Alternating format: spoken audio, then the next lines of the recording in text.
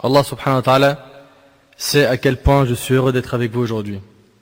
Je vous aime pour Allah tabaraka wa ta'ala et je demande à Allah azza wa jal, comme il nous a réunis en cette heure bénie dans son obéissance, de nous réunir le jour dernier avec la mère des créatures, Muhammad ibn Abdullah sallallahu alayhi wa sallam. Notre thème aujourd'hui avec l'aide d'Allah tabaraka wa ta'ala est l'enfer. Si on a choisi de parler de l'enfer, c'est parce que ce rappel attendrit le cœur. C'est une réalité. Quand on est insouciant, quand on oublie Allah, on a besoin de rappels. Et parmi les plus grands rappels, il y a le fait de parler de l'enfer. Et si on vous parle de l'enfer, c'est pas pour vous rendre la vie noire, car certains n'aiment entendre que paradis, paradis, paradis, paradis. Il faut les deux.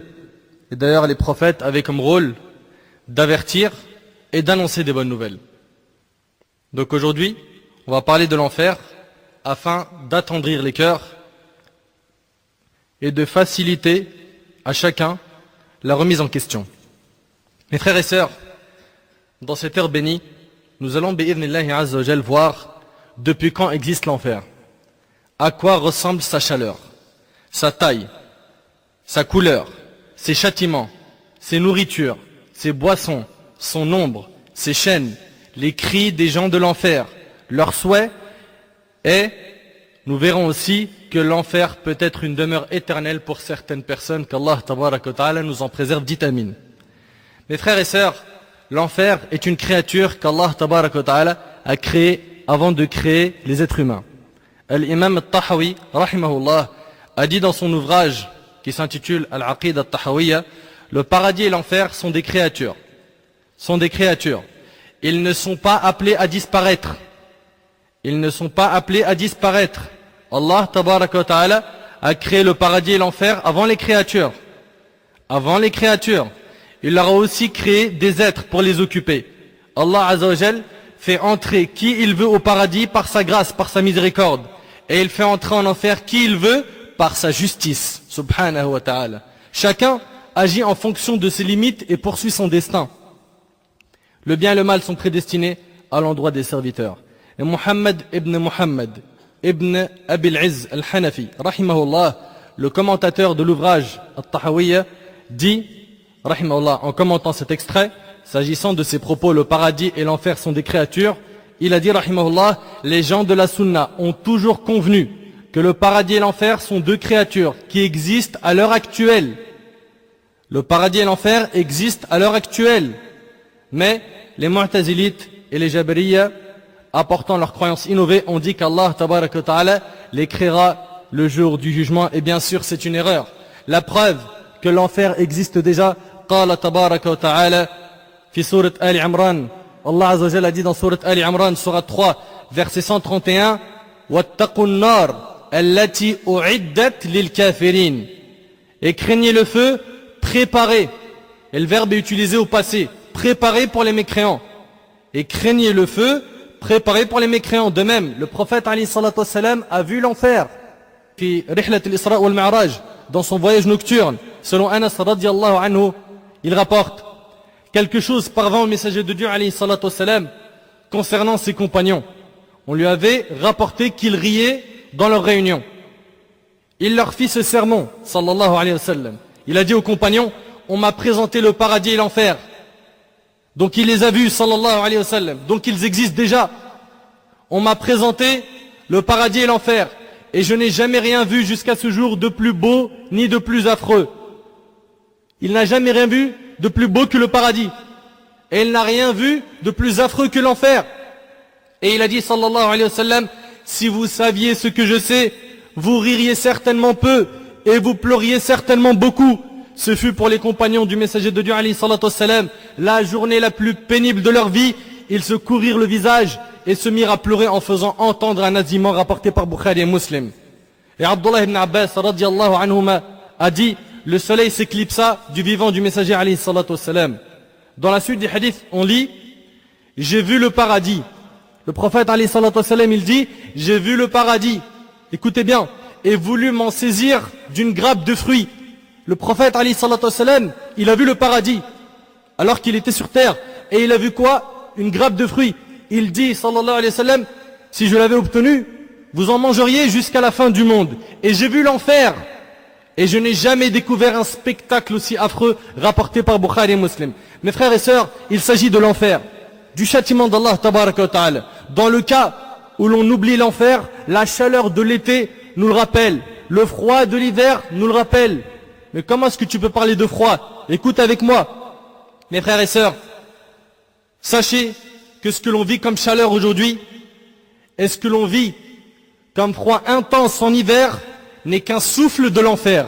N'est qu'un souffle de l'enfer. La preuve, Abu Huraira radiallahu anhu rapporte que le prophète alayhi salatu wassalam a dit: l'enfer se plaignit auprès de son Seigneur en ces termes. Et ici on a un dalil qui est rapporté par l'imam al-Bukhari et Muslim, une preuve claire, nette, que l'enfer parle. Écoute bien, l'enfer se plaignit auprès de son Seigneur en ces termes: Seigneur, mes parties se rongent les unes les autres. Alors Allah lui accorda deux souffles, l'un en hiver et l'autre en été. C'est pour cela que vous connaissez à certains moments de l'année la chaleur la plus intense et le froid le plus glacial. Et le hadith il est rapporté par Bukhari et Muslim. Ce froid n'est qu'un souffle de l'enfer. La chaleur de l'été n'est qu'un souffle de l'enfer. Mes frères et sœurs, si l'un de vos parents vous avertit en criant « Attention le feu, fais attention, tu vas te brûler », que vas-tu faire? Sans aucun doute, tu vas avoir très peur et tu vas fuir l'endroit où il y a le feu. Sais-tu pourquoi tu vas agir ainsi? La réponse, car tu ne doutes pas de la véracité des propos de tes parents, n'est-ce pas? Taïb. Qu'en est-il alors si cet avertissement vient d'Allah Azza wa Jal, le Tout-Puissant, celui qui t'a créé, celui qui t'a tout donné? Imagine que celui qui nous fait peur et nous avertit de l'enfer est Allah. Comment serait l'état de ton cœur? N'oubliez pas qu'Allah est plus miséricordieux envers nous que ne le sont nos parents. Et que s'il punit quelqu'un parmi nous, c'est par justice. C'est par justice. Al-Mawla subhanahu wa ta'ala n'est pas injuste. Le prophète alayhi salatu wa salam a dit dans le hadith d'Abi Dharr qu'Allah tabarak wa ta'ala a dit: Ya ibadi inni harramtu dhulma ala nafsi. Ô mes serviteurs, je me suis interdit l'injustice et je l'ai rendu interdite envers vous-même, ne soyez pas injustes. Donc Allah n'est pas injuste. Si Allah subhanahu wa ta'ala décide de nous punir ou de punir certains parmi nous, c'est qu'on l'a mérité. Il nous a fixé les lois, il nous a dit qu'on était sur terre pour un examen. Toutes les preuves nous ont été apportées. On n'a pas à faire les efforts des compagnons qui voyageaient pendant des mois pour un hadith. Alhamdulillah, tu vas dans une librairie islamique, tu peux te procurer des livres, tu peux avoir des cassettes, des CD. Et avec internet aussi, tu peux apprendre ta religion. N'oubliez pas qu'Allah tabaraka wa ta'ala est miséricordieux envers nous, plus que ne le sont nos parents avec nous-mêmes. La preuve, selon Omar ibn Khattab radiallahu anhu, le prophète alayhi salatu wassalam vint avec un butin. Voilà tout à coup l'une des prisonnières qui venait en toute hâte. Dès qu'elle trouva un bébé parmi les prisonniers, elle le serra contre sa poitrine et lui donna son sein à téter. Le prophète alayhi salatu wassalam se tourne vers ses compagnons et leur dit: verriez-vous cette femme jeter son enfant dans le feu? Est-ce que pour vous c'est imaginable de voir cette maman prendre ce petit bébé qui allait et le jeter dans le feu? La réponse est non. Pourquoi? Car il y a une rahma, une miséricorde dans le cœur de la maman. Qu'est-ce qui fait qu'une maman peut faire des nuits blanches pour un bébé? La rahma qu'il y a dans son cœur. Et c'est pas pour rien que le prophète alayhi salatu wassalam a dit 3 fois ta mère et 1 fois le père. Verriez-vous cette femme jeter son enfant dans le feu? Nous dîmes non par Dieu. Il alayhi salatu wassalam dit: Dieu est certainement plus miséricordieux envers ses créatures que cette femme envers son enfant, rapporté par Bukhari et Muslim. Allah subhanahu wa ta'ala est miséricordieux. Enlève ta tête que le châtiment de l'enfer est une injustice. Absolument pas. Face à toute chose, il faut justement qu'il y ait justice. Et il y a des injustices sur terre. Et ces gens-là, ces injustes, sachant qu'ils ont été prévenus, que les règles ont été fixées, qu'Allah subhanahu wa ta'ala a créé la vie et la mort pour un test, il faut que tu saches que tu dois œuvrer et au final, tu auras soit le paradis, soit l'enfer. Donc je reviens à dire qu'Allah tabaraka wa ta'ala nous a avertis de l'enfer. Allah subhanahu wa ta'ala a dit dans Sourate Al-Layl, Sourate 92, versets 14 et 15, فَأَنْظَرْتُكُمْ نَارًا تَلَظَّى لَا يَصْلَاهَا إِلَّا الْأَشْقَى. Je vous ai donc averti d'un feu qui flambe, où ne brûlera que le damné. Je vous ai donc averti, Allah nous a avertis. Est-ce qu'on a peur de l'enfer? Est-ce qu'on fait les causes pour entrer au paradis? Allah tabarak wa ta'ala nous a averti clairement dans ce verset. Et Allah subhanahu wa ta'ala dit dans Surat At-Tahrim, Surat 66, verset 6, Ya ayyuhalladhina amanu, qu anfusakum wa ahlikum nara, wa quduha an-nas wal hijara, alayha malaikatun ghiladun shidad, la ya'asuna Allah ma amarahum, wa yaf'aluna ma yu'marun.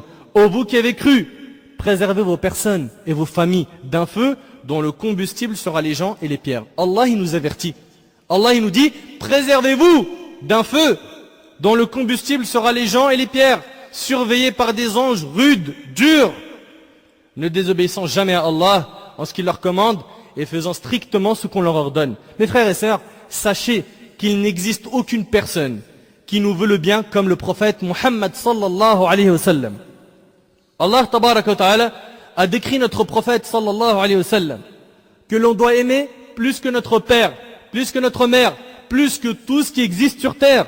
Allah a décrit notre prophète alayhi salatu wa sallam dans Surat At-Tawbah, Surat 9, verset 128, en disant لَقَدْ جَاءَكُمْ رَسُولٌ مِّنْ أَنفُسِكُمْ عَزِيزٌ عَلَيْهِ مَا عَنِتُّمْ حَرِيصٌ عَلَيْكُمْ بِالْمُؤْمِنِينَ رَءُوفٌ رَحِيمٌ. Certes, un messager pris parmi vous est venu à vous, auquel pèsent lourd les difficultés que vous subissez, auquel pèsent lourd les difficultés que vous subissez, qui est plein de solitude pour vous, qui est compatissant et miséricordieux envers les croyants.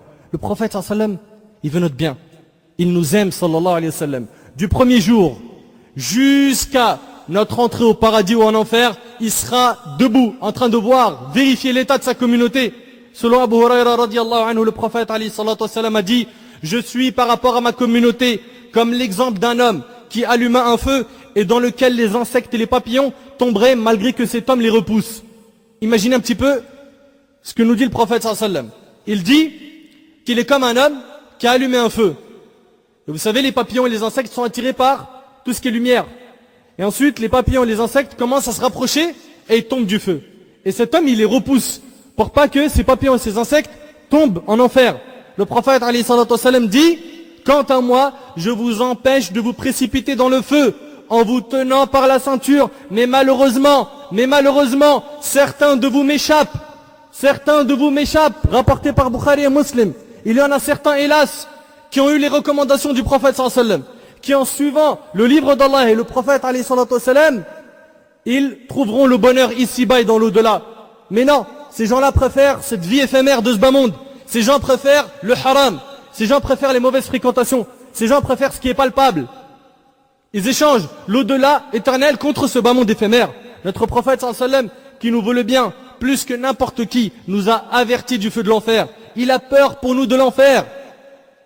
An-Nu'man ibn Bashir, radiyallahu anhu, rapporte, j'ai entendu le prophète alayhi salatu wa sallam nous délivrer un discours dans lequel il a dit, je vous avertis de l'enfer. Le prophète alayhi salatu wa sallam, il fait un discours aux compagnons et il leur dit, Anzartukumun nar,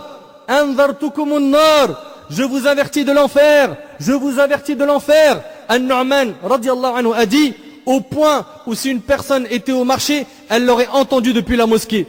Et il leva tellement la voix jusqu'à ce que son vêtement qui était sur son épaule tomba à ses pieds. Et le hadith il est rapporté par l'imam Ahmed dans ce musnad et authentifié par Sheikh Al-Albani rahimahullah. Il nous a avertis. On a été avertis. Est-ce qu'on a fait les causes pour fuir l'enfer? Est-ce qu'on a fait les causes? Est-ce qu'on cherche à faire les causes? Est-ce qu'on fréquente des gens qui nous éloignent de ce châtiment? Ou est-ce qu'on fréquente des gens qui nous font plonger dans ce châtiment? Mes frères et sœurs, il s'agit de l'enfer. L'enfer c'est pas un jeu. L'enfer c'est pas une blague. L'enfer est une vérité. Personne ne pourra le supporter. Personne n'a la capacité d'imaginer ce qu'est l'enfer. Sa souffrance est permanente. La tristesse de ses habitants est énorme. Sa chaleur est intense. Son fond est lointain. Ses chaînes sont en fer. La nourriture de ses habitants sera ad-dari'. Et on verra après ce que c'est ad-dari'. Az-zaqoum. Leur boisson, comme l'a dit Allah tabaraka wa ta'ala, sera al-hamim. Une eau bouillante qui jaillit d'une source bouillante. Et ils boiront du sandide, du pu, du sang chauffé en enfer. C'est une eau trouble. Ses habitants ne mourront pas, ne dormiront pas, ne se reposeront pas. Ils seront en enfer. Leurs vêtements seront de feu, leurs couvertures seront de feu, leurs lits seront de feu, ils mangeront du feu, ils boiront du feu. Tel est l'enfer. Mes frères et sœurs, il s'agit de l'enfer, la demeure de la misère.